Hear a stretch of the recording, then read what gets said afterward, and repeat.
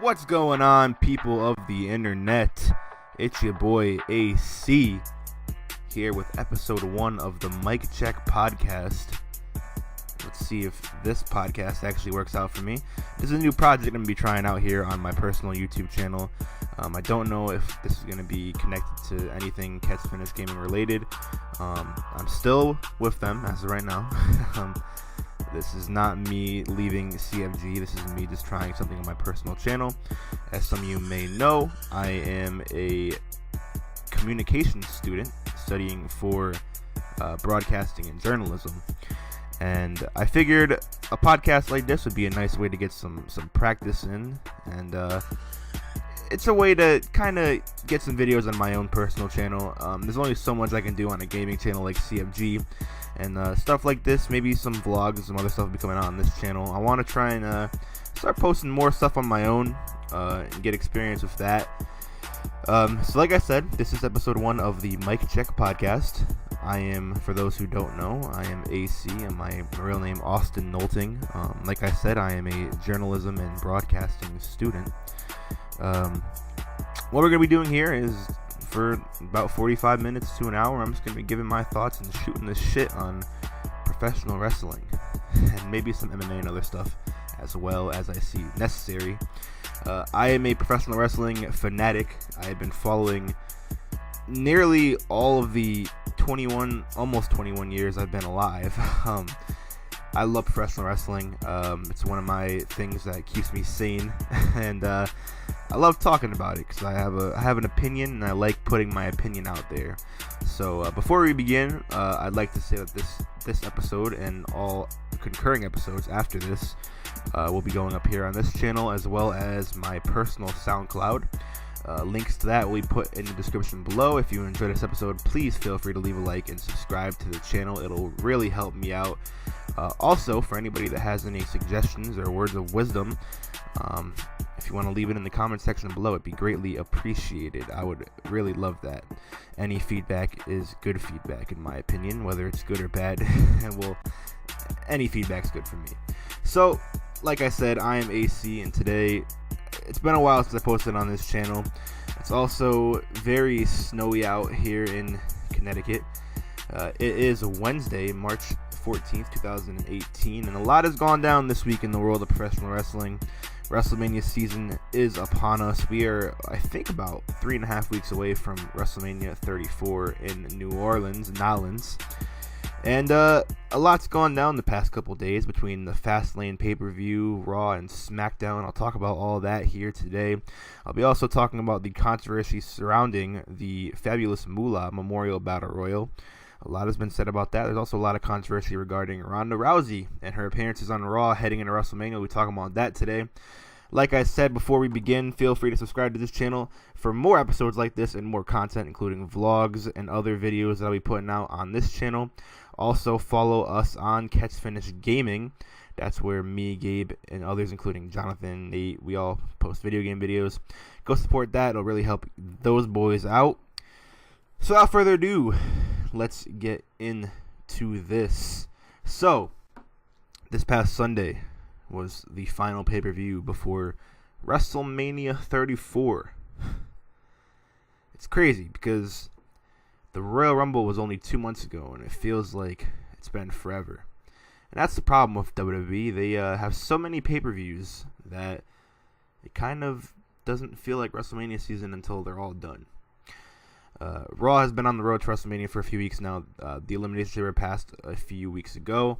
But SmackDown had a pay-per-view this past Sunday, March 11th, the Fastlane Pay-per-View.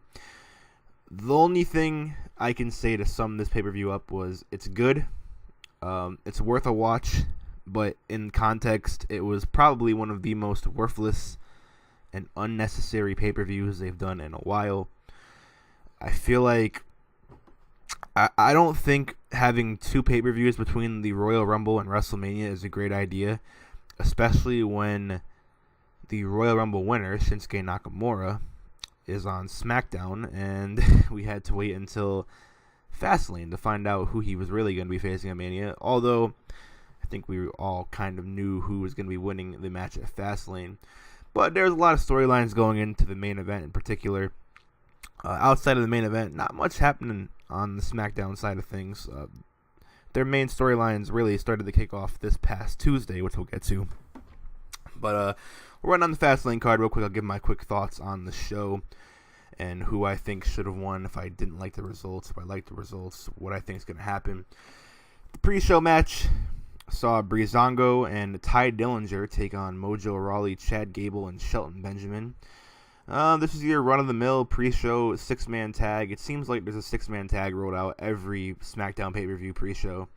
And this was just another one to get guys who should probably be on the show, who weren't on the show, onto a match. And, they did a quick little story on the pre-show where Ty Dillinger joined the Fashion Police, Breezango.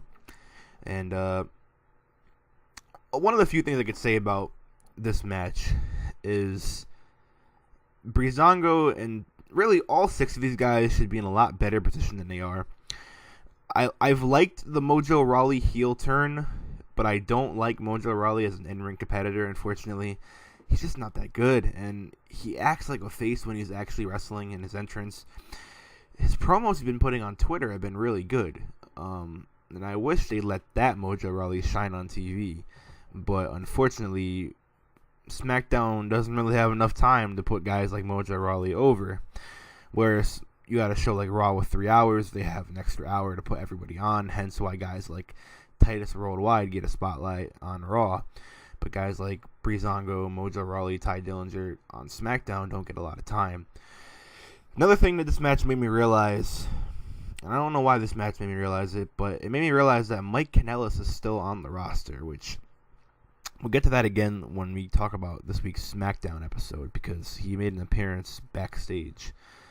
But this match made me realize how many mid-card jobber guys this show really has.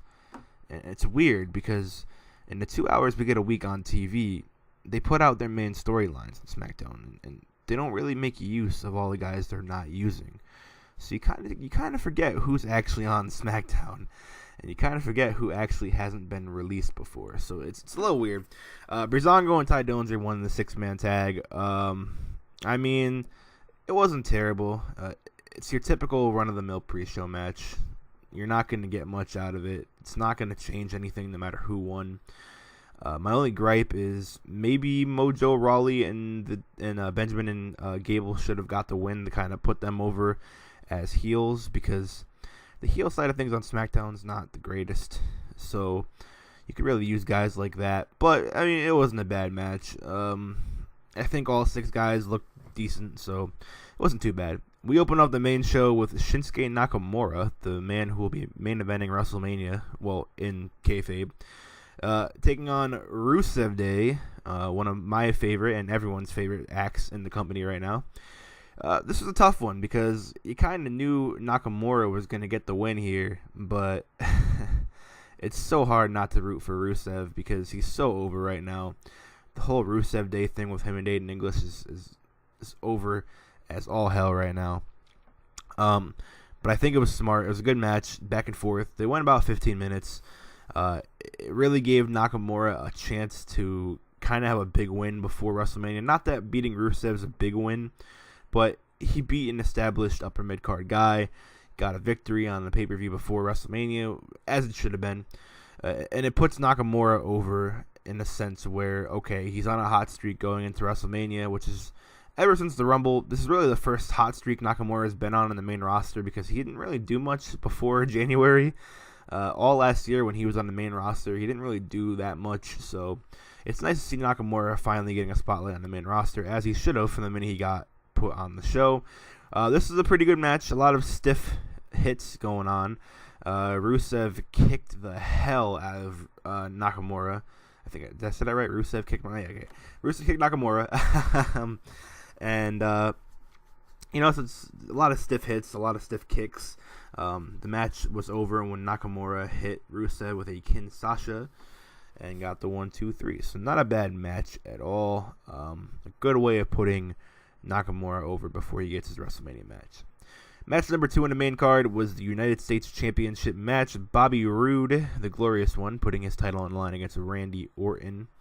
This was not a bad match. It was slow, but when you have guys who work similar styles, in a sense where they both work a kind of slow, meticulous style, it's going to happen.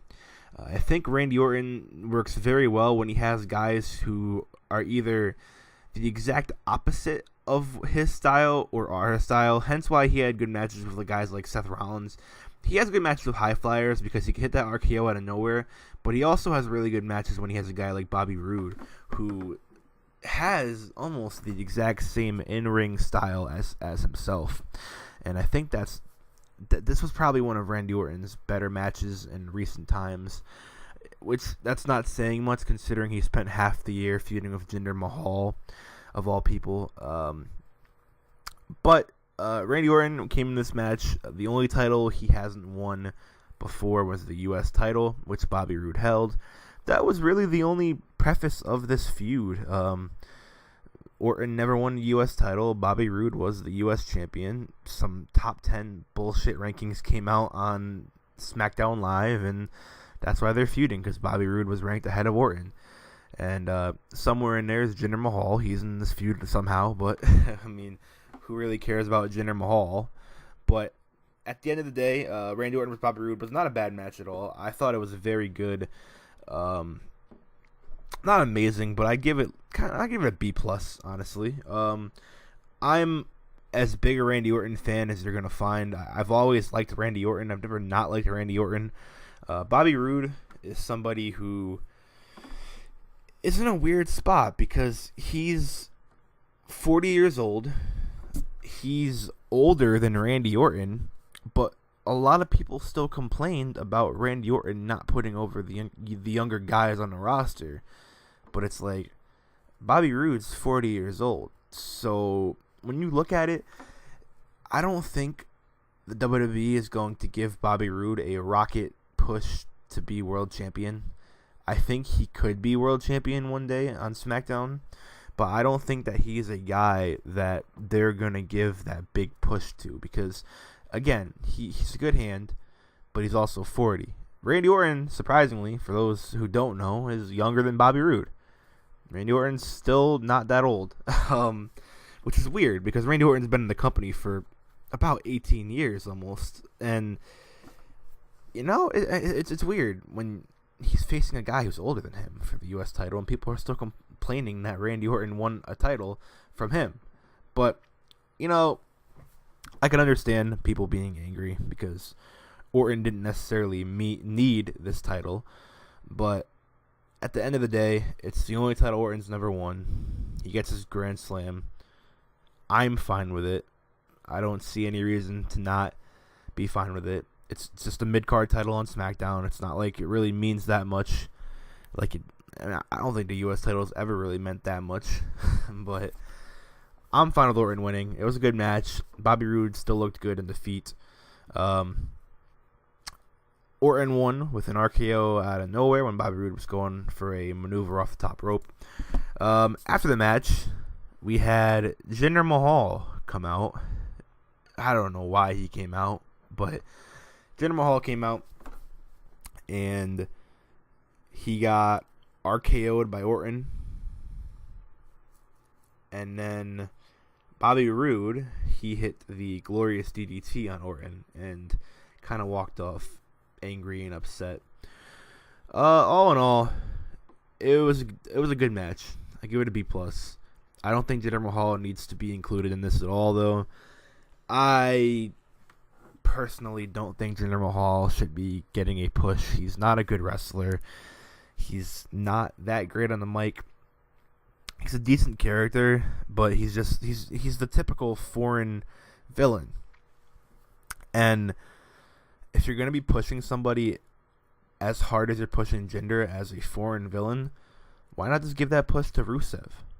Or why not just give that push to somebody who can actually run with it and do something? Because Jinder Mahal, I understand. They're trying to gain more popularity in India. I understand why they're pushing him. I get it. But he doesn't need it. Jinder Mahal is not a good wrestler. Yeah, sure, he's probably a class act backstage. He's probably a great hand to have for the mid-card. But I don't think he needs to be in the position he's in right now. Because, personally, I don't see the point in pushing somebody who isn't that great in the ring and can't. And honestly, he's going to bring. Bobby Roode vs. Orton was a good match at Fastlane. And if we end up getting a triple threat at WrestleMania, I can almost guarantee you that Jinder Mahal is going to bring that match down. If he doesn't, I'll bite my words. But I just I don't like Jinder Mahal in the position he's at. Next match on the card was a women's tag team match. Another extremely unnecessary match on this show. It was Natalya and Carmela taking on Becky Lynch and Naomi.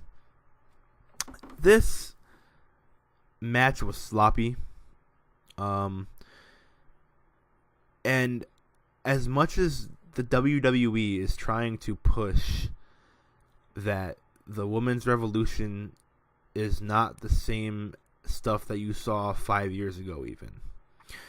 As much as they're trying to push that this is not the Divas division, this is not the Attitude Era, this tag team match with all of the botches that were in it and all of the unnecessary action in this match, it felt very reminiscent of when even 5 years ago they would just add a random tag team Divas match onto a card when they forgot to book the Divas. And it sucks because I thought the women's championship match later in the night was actually decent. So it's not that the women are bad wrestlers, because Becky Lynch is one of the best wrestlers they have in the division. Natalya is no slouch herself. She's just really boring. Naomi's not terrible, but here's the thing. And look, this is not me trying to hate on Carmela, because I like Carmela. I think has a lot of potential, and I think she's a very beautiful woman. But the thing with Carmela, and she's improved a lot, I can give her that. But the thing with Carmela is she's not a great in-ring worker. And people aren't going to like me because I said that, because a lot of people like Carmela. But here's the thing with Carmela. She's not that great of an in-ring worker. And I truly don't think that she is going to be SmackDown Women's Champion. I don't think, despite holding the briefcase for almost a year now, I don't think Carmela is ready to win the women's title.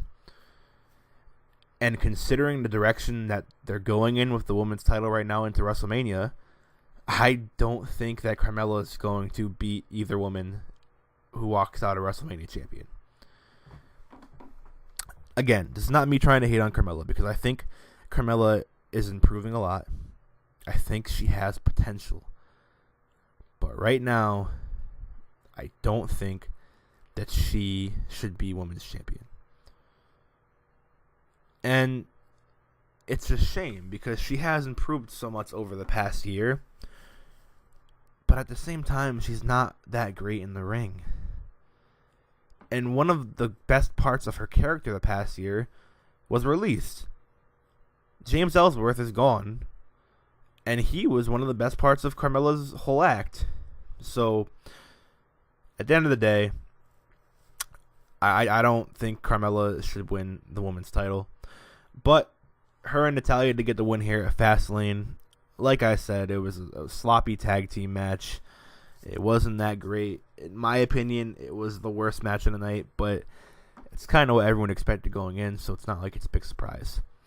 Moving on to match number 4 of the main card, we had the Usos. Welcome to the Uso Penitentiary. Defending their SmackDown tag team titles against The New Day. And in 2017, I was under the belief that the feud of the year was the New Day and Usos feud.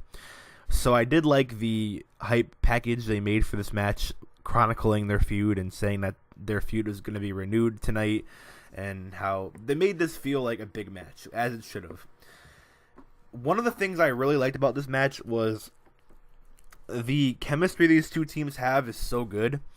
And in this match particularly, the two teams, used what they learned from their prior matches and worked around all the mistakes they had made in prior matches, and they made this matchup that we've seen 4 or 5 times in the past year. They made this matchup seem fresh because they did new things. They didn't make this feel like any of the other matches felt. And because of that, the first 75% of this match was awesome. Now, the ending is where I'm a little upset, personally. I'm one of the people who are under the thought of, why do we have so many multi-man triple threat matches going on at WrestleMania this year? I understand the idea of getting everybody on a card. And I understand the idea of, cramming as much as we can into our biggest show of the year. But it seems like every single feud that's not for a world title, it seems like every feud going into WrestleMania just involves too many people. So, we had this good tag team match. About 75-80% way, not through, but after about 10 minutes, the Bludgeon Brothers, Harper and Rowan, they interfered and attacked both teams, caused a no contest. They injured Kofi Kingston and Xavier Woods, and they injured one of the Usos, I think it was Jay. And they stood tall. Okay. Look, I don't mind the Bludgeon Brothers getting pushed. I love Luke Harper. I think Brody Lee is one of the most underrated current competitors in professional wrestling. But why does it be a multi-man feud? You got this one. You got the Intercontinental title, which already had a run-in after the match. This is our second run-in of the night. Run-in of the night, sorry. We already had that. We have the Intercontinental title in a triple threat match. We have potentially Kevin Owens, Sami Zayn, and Shane McMahon in a triple threat match. Why is every feud a multi-man? Not even multi-man. Why is every feud a triple threat match? I don't know. But, again, this match was good, as every New Day Usos match will be. I thought the ending was unnecessary. I am under the impression that we should have a clean ending and have the Bludgeon Brothers run in after that. But what are you going to do? It's not going to change anything. My complaining is not going to change anything. But it was a good match. Match number 5, Charlotte Flair defending her women's title against Ruby Riott. Ruby Riott is another person I don't think is ready for the spot that she's in. I don't think any of the the Riott Squad or Absolution are ready for the main roster right now. But I do like WWE trying to put over new stars. This match wasn't bad. Ruby Riott proved that she can hang with Charlotte in the ring. Charlotte, as much as I don't like how hard Charlotte's pushed, Charlotte is somebody who will always give you a decent match, and she's probably top 3 women's competitors in the WWE right now, on the main roster at least. And I like Charlotte in an in-ring sense. I don't like her as she's pushed, because it kind of just seems like no matter where she's at, every feud revolves around her. And wow, there's a lot of snow pebbles falling. I just don't like when Charlotte is shoved down our throats. But again, what are you gonna do? She's probably one of the best wrestlers they have in the women's division. This match with Ruby Riott wasn't terrible. I didn't hate it. It wasn't my favorite match in the world, but I didn't hate it. I thought it was good. But it was overshadowed by what we would get after the match. But but it wasn't bad. It was a good match. I think it was exactly what it should have been. Ruby Riott proving that she can hang with Charlotte Flair, but Charlotte just getting her at the end. Charlotte won with a figure 8, made Ruby tap out. After the match, Charlotte celebrates, and who comes out but Raw superstar and the Women's Royal Rumble winner, Asuka. Now, this match has been rumored for months. They have been trying to throw every swerve at us to make us think this match wasn't happening. But after Fastlane, this match is now official. At WrestleMania, we are getting Asuka taking on, quite possibly, her toughest matchup yet when she takes on SmackDown Women's Champion Charlotte Flair. I think that this was a smart move for 2 reasons. One, it gives Asuka an opponent who's not Ronda Rousey and who she hasn't faced before. The reason I say not Ronda Rousey is because if Asuka were to face Ronda Rousey, I am almost guaranteed Asuka's winning streak would end. And I don't think Asuka's winning streak should end yet.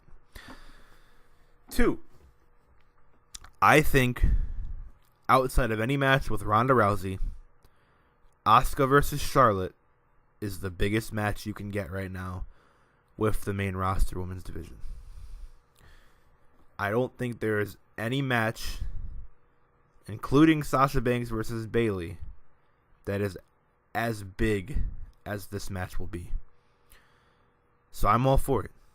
I can't wait for that match. It's another match added to WrestleMania that I'm extremely looking forward to. And I'm not mad about it. So there you go. That's something positive there about Fastlane and WWE in general. They gave me a match I actually want to see. Main event time. The 6-pack challenge for the WWE Championship. This match turned from a triple threat to a fatal 5-way to a 6-pack challenge. This match was a cluster. To run down the story going into this, which everyone probably knows, but just to run it down, AJ Styles was supposed to face Kevin Owens and Sami Zayn in a triple threat match.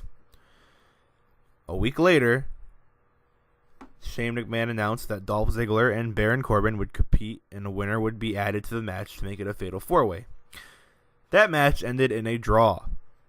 So what did Shane and Daniel Bryan do? They made it a fatal 5-way with all 5 competitors. So we're building this up for about 2 weeks as a fatal 5-way. It's going to be AJ, Owens, Sami Zayn, Dolph Ziggler, and Baron Corbin. But who comes to SmackDown but John Cena?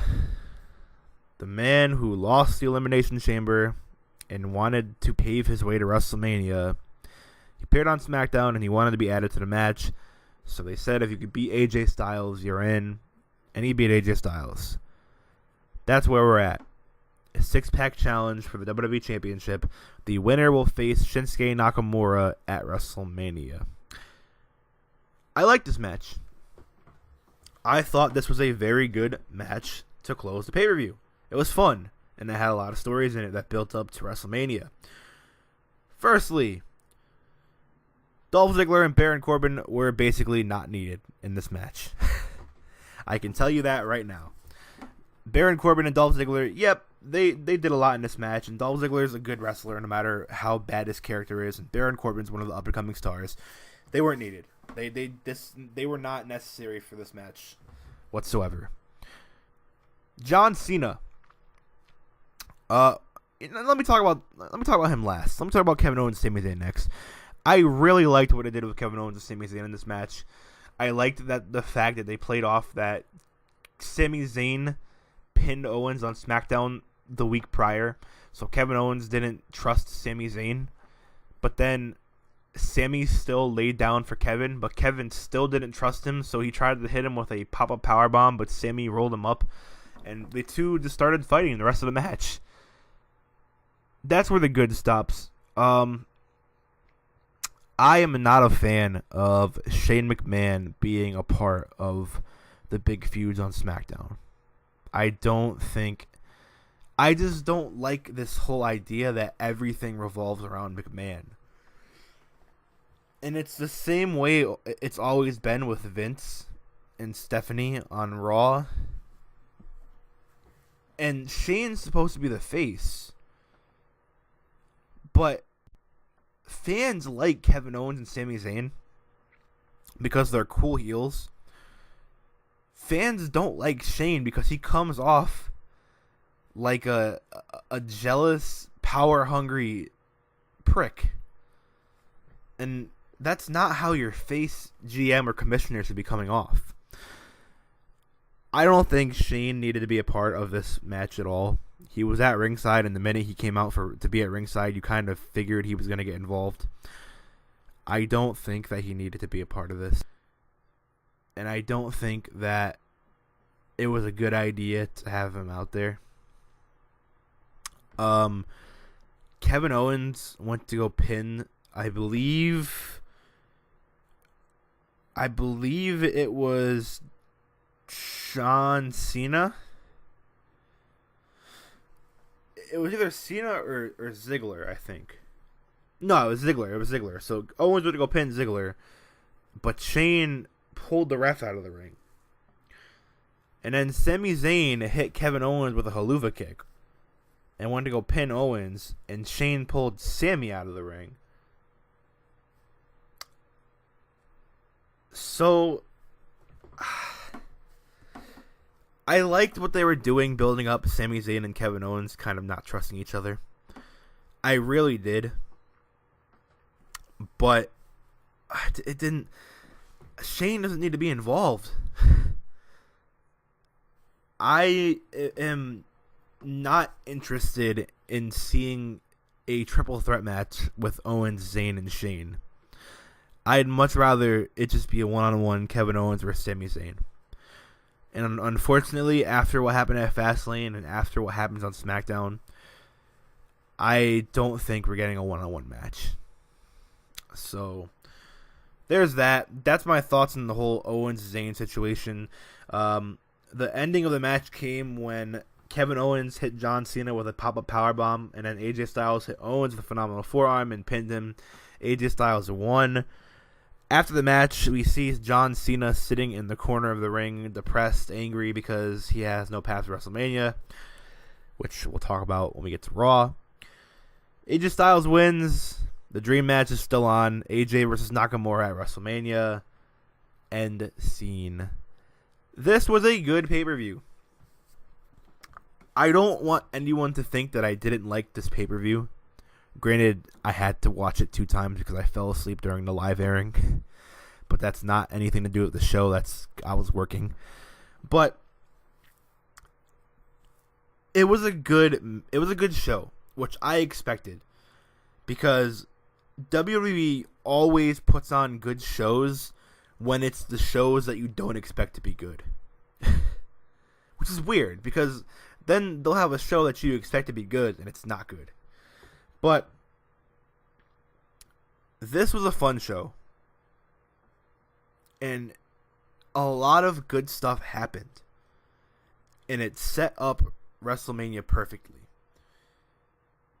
But that's where it kind of contradicts itself. We didn't need this show. This didn't need to be a pay-per-view. All of this stuff could have happened on SmackDowns leading into WrestleMania, starting back at the Rumble. Like, you could have had these matches on random episodes of SmackDown. I just think that this show in particular really messed up the amount of time that SmackDown has to really build up and hammer in their WrestleMania feuds. And we'll get to that when we talk about SmackDown real quick, because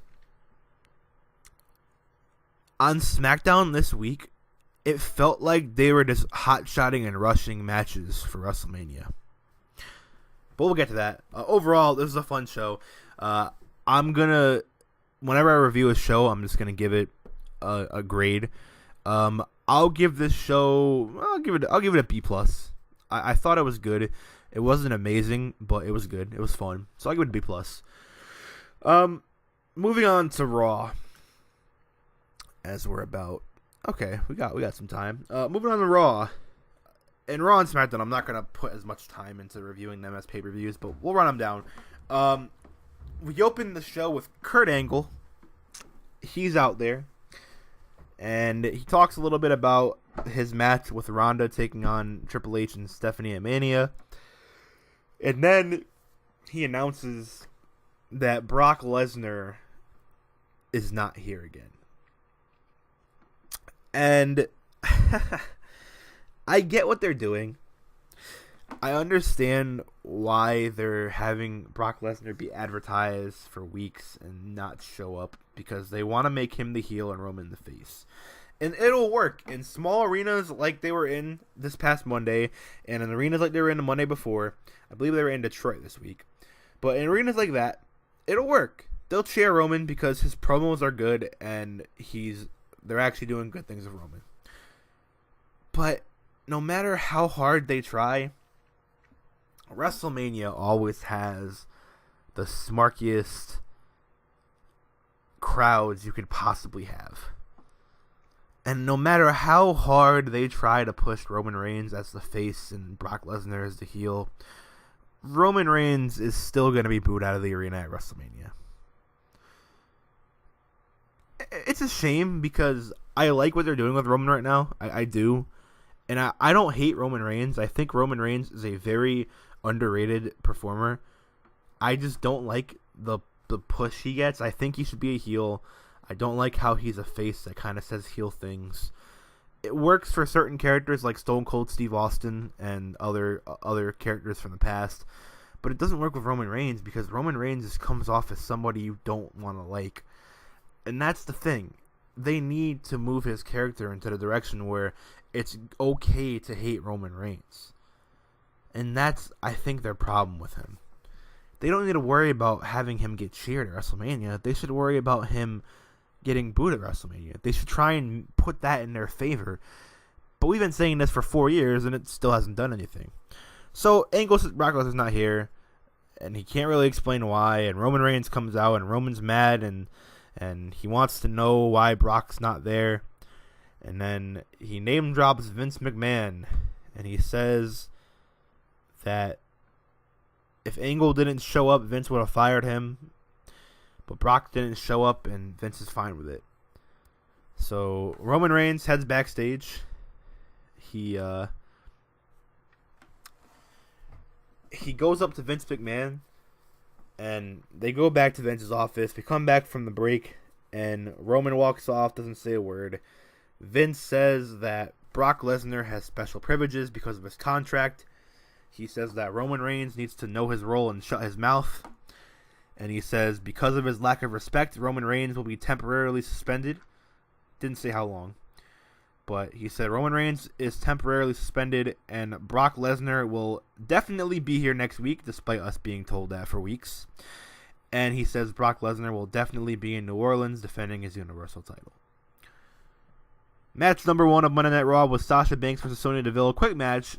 Bayley came out ringside with Sasha, and they're still building on the thing that these two kind of are having issues. And at the end of the match, Absolution tries to get involved, and Bayley helps Sasha out, and Sasha gets the win because of Bayley's help. But after the match, Bayley storms off, and after Bayley storms off, Absolution comes in the ring, and all three of them beat up Sasha Banks. I think it's pretty clear that they're building up. I want to say they're making it seem like Bayley is the heel in this situation, and I don't know what they're gonna do because Sasha Banks is a great natural heel. Bayley, they just really messed up Bayley on the main roster. Bayley's character in NXT was that she was she's a super fan, and she just loves being here, and she hugs everybody in the crowd, and she's genuinely likable. It was to the point where 2 years ago, people were saying that Bayley could be the next big star akin to like Trish Stratus, and she could be the women's division's John Cena. But ever since she came up to the main roster last year, or was it last year or 2 years, about a year and a half ago, Ever since she came up to the main roster, they've really messed up Bayley. So I really hope they don't turn her heel. I hope they turn Sasha heel and they have a fun feud after WrestleMania. Not fun in the sense that it's like a fun comedy feud, but fun that it's like their NXT feud.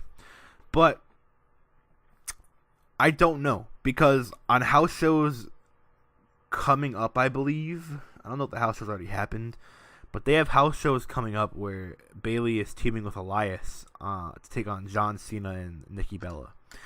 So I don't know if that match is still on. I haven't checked, but that kind of gives me a suspicion that they're turning Bayley heel. But I don't think they should. I think it should be Sasha turning heel and then give Bayley everything that made her a big star in NXT. And stop treating her like a perennial loser. But whatever. It was announced that Kid Rock is going into the celebrity wing of the Hall of Fame. This, I don't care. It's the celebrity wing. Who cares? All I can really say is, if you're putting a celebrity in, they probably should have put Limp Bizkit in first. But whatever. Or that spot at the Hall of Fame could have gone to somebody like Christian. Out comes The Miz for Miz TV. His guests were Finn Balor and Seth Rollins, the two guys he's facing at WrestleMania.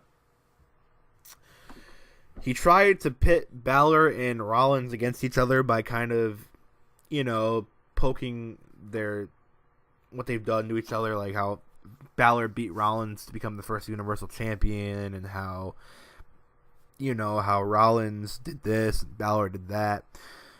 And it doesn't work at first, but they begin talking trash about each other, and they go back and forth, and they start brawling. A match is made for later tonight between the two. Up next, we have match number 2 of the night. It's The Bar versus The Miz Taraj. The match doesn't start because The Miz Taraj attacks Sheamus and Cesaro before the bell rings. Cue every Raw tag team available. And they all beat on The Bar, and The Bar gets out of there. Out comes John Cena, who talks about Fastlane and talks about how he didn't win the WWE Championship. And he starts by saying that his road to WrestleMania is the same as ours, in the sense that he will be watching in the crowd. And he goes in the crowd, and he has a little fun with them. He does a "This is awesome" chant. He drinks some beer with a fan. He does some funny stuff. And then he gets in the ring, and he says, "Screw it." He challenges The Undertaker at WrestleMania. And he says that what he said a few weeks ago, that he wasn't allowed to challenge Undertaker and that it was impossible. He says that it's not because management wouldn't have it happen. It's not because he didn't want it, but it's because The Undertaker didn't want it. So, Cena, this is the funny part. Cena tells The Undertaker to, quote, get over his own ego. John Cena, of all people, telling this to The Undertaker, a man who legitimately, he lost last year, and he did what we legitimately all thought was just retire after that match. Cena tells a man who's supposed to be retired to get over his own ego and fight him at WrestleMania. He says The Undertaker is not too old. He's not broken down, because if he was, he wouldn't be posting workout videos on his wife's Instagram. So, Cena tells Undertaker to come out for one more match. I don't mind the match happening. I think this match should have happened a few years ago. I don't think it's going to be that great of a match. Also, I don't like that we're only going to be getting like 3 weeks of build-up for the match. But, I don't know. Undertaker is not in the best ring shape. He's old. I think that him coming back after the way WrestleMania ended last year is a terrible idea. And I don't know. I don't think it's a good idea. We cut backstage to Sheamus and Cesaro in Kurt Angle's office. They talk about, for the first time, that there are rumors of a superstar shakeup coming after WrestleMania. This is the first time the shakeup's been mentioned on TV since last year's. So I guess it's happening. They tell Angle to trade him to SmackDown right now so they can take on the Bludgeon Brothers, or the New Day, or the Usos. Angle says he's not trading them, and that later tonight we're going to be having a battle royal where the winning team will face the Bar at WrestleMania. We get some promos from Elias and Braun Strowman. The next matchup of the night is Seth Rollins versus Finn Balor. A good back and forth match, fun match. You're not going to get a bad match between Rollins and Balor. Surprisingly, Balor picked up the win, which is I thought was huge. But yeah, good matchup, fun matchup. Balor won with a cradle, small package, and I think they both look good. In terms of who I think is going to win at WrestleMania, I probably have to go with Finn Balor because I see Seth Rollins probably going to SmackDown. We'll talk about that in a little bit. But yeah, good match. Here's where some controversy kicks in. They announced that this year we'll be having the first annual Fabulous Moolah Battle Royal, which is going to be the same as the Andre the Giant Memorial Battle Royal, but for the women.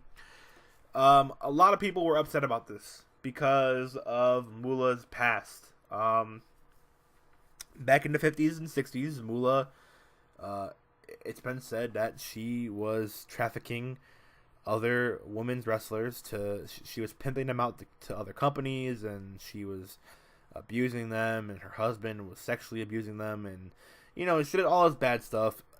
In my opinion, it is a terrible idea to have a battle royal which is supposed to focus on the evolution of women's wrestling. I don't think it's a good idea to have a battle royal named after Moolah, but at the same time, they're not going to change it, I don't think. So there's no point in really complaining about it. Moolah's been on WWE TV since, I think, like a year before she passed away, she was on TV. I don't know. It's a battle royal. It's probably going to be on a pre-show. I don't really care about it. It doesn't really matter. That's my opinion on it. If anybody wants me to go more in depth on this topic, maybe next episode I can. But as of right now, I'm just going to leave it at I don't really care. But I also see why people don't want her name to be attached to it. Out comes Asuka, who talks about how she challenged Charlotte. And then Alexa Bliss and Mickie James cut her off, and they go back and forth for a bit, and Mickie jumps Asuka. So we get our next match, Mickie James versus Asuka. Asuka wins, as she should have. Quick match. Mickie James still looked pretty good, though. It's nice for Asuka to get wins over people like Mickie James, because Mickie James is an established, women's legend. So, good win for her. We talk about the Great War a little bit. They'll get more into that later on tonight. Alexa talks to Nia Jax, and they're all cool, and everything is gangbusters between them. Nia Jax squashes a jobber in 46 seconds. But then we get backstage. Alexa and Mickie are talking trash about Nia Jax and her weight and everything. And for some reason, the camera in the women's locker room is on. So we have Charlie Caruso comes in, says that she's late for the interview, but everything they've been saying was picked up on microphone and camera. So Nia Jax storms in, and she breaks stuff, and she cries. So yeah, we're probably getting Alexa versus Nia at Mania. There you go. We get a preview of the Ultimate Deletion, which showcases Matt Hardy's family. It's so weird seeing all of this stuff on WWE TV, because it legitimately all looks like how it was in TNA. So it's so weird. It's really weird. But Matt introduces his family. We see Rebecca. We see King Maxwell. We see Prince Wolfgang. Senor Benjamin. Vanguard 1. Then Bray Wyatt pops on screen, and he warns that he's going to hurt Matt's family, and he's going to hurt Matt. So the Ultimate Deletion is next week. I am looking forward to it. They need to give this thing about like 30 minutes, because I loved all of the Hardy compound stuff in Impact Wrestling, and apparently Jeremy Borash is behind this one too. I am so looking forward to this. I hope that it's as good as the Impact ones were, and it's not like the House of Horrors match last year. Curtis signs referee to the match. That happens. We're told that next week we're going to be getting Asuka versus Alexa in the Ultimate Deletion. And it's on to our main event of Monday Night Raw, the Tag Team Battle Royal. We have our teams. It's Heath Slater and Rhino, Titus Worldwide, The Revival, Anderson and Gallows, and the Miztourage. But wait, before we get started, out comes Braun Strowman. What the fudge was this? Braun comes out, every tag team just beats on him, and basically Braun eliminates everybody and Braun wins the Tag Team Battle Royal. And I like the idea of having a handicap match at WrestleMania for the tag titles of Braun taking on the Bar. But this match was so just confusing and wild and crazy. It was all over the place. It was hard to watch sometimes because you didn't know who was still in the match and who wasn't. But Strowman winning was probably the best idea because he's not really doing anything else at WrestleMania. But I also think that this spot on the card is way below where he should be at. He should be main eventing WrestleMania. But I guess this is the best you're going to get after every other spot's already taken. All in all, this wasn't a bad show. It was a good show. Raws going into WrestleMania are normally good shows, so you should really expect it to be good shows anyways. I think the pros here was that it set up WrestleMania good. Even with Cena and Undertaker stuff, it was still good stuff despite the match not being that interesting. The Strowman thing was cool, the tag title thing. The Nia and Bliss stuff was really good. And every story was really advanced well. The cons is that it kind of feels like we're rushing through everything to get to WrestleMania. And the fact that Brock Lesnar and Ronda Rousey, both of whom were advertised for the show, weren't there, is kind of a letdown, but it is what it is. Outside of that, I'm looking forward to the Ultimate Deletion next week. I'm looking forward to Raw next week in general. Moving on, let's talk about SmackDown to wrap this up.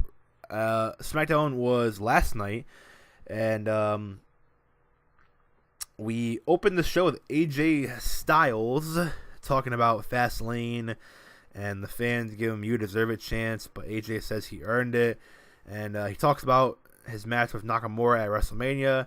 Nakamura comes out, says that everyone loves him too. He respects AJ, but his dream will come true at WrestleMania. His dream is kicking AJ in the face, or kneeing AJ in the face, and becoming WWE champion. Out comes Rusev Day. So it's Rusev versus AJ Styles. This was a good match, about on par with what Nakamura Rusev was at Fastlane. AJ wins because AJ gets Rusev in the calf crusher, but Aiden English comes in for the DQ. I thought this was brilliant because Nakamura easily pinned Rusev at Fastlane, but Styles was only able to beat him because of a DQ finish. And Rusev was still like, he had the match at Fastlane, he had the match tonight. So it kind of builds up this idea that AJ Styles is good, but Nakamura is better. So, I don't know. AJ Styles Nakamura is probably the one match at WrestleMania that I'm really, really, really looking forward to. So there you go. Good build there. We take a look at the Bludgeon Brothers attack at Fastlane. Big E says that he wishes they won the titles, but that's not the case because Xavier and Kofi are injured. Jimmy Uso comes in and says that he's teaming with Big E tonight and they're going to take care of the Bludgeon Brothers.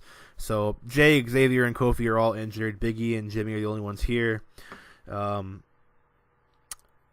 Styles, he yells at Nakamura backstage saying he didn't need Nakamura's help because Nakamura helped him after the match because he made the save. But Nakamura disagrees. He tells AJ that until WrestleMania, he will always be there to help AJ. Jimmy Uso and Big E versus the Bludgeon Brothers. This was a quick squash match for the Bludgeon Brothers. It put the Bludgeon Brothers over against finally some real competition. And, as much as I'm mad that we're getting another triple threat match, I'm fine with it because Bludgeon Brothers are getting pushed well, and I like the Usos and I like the New Day, so it should be good.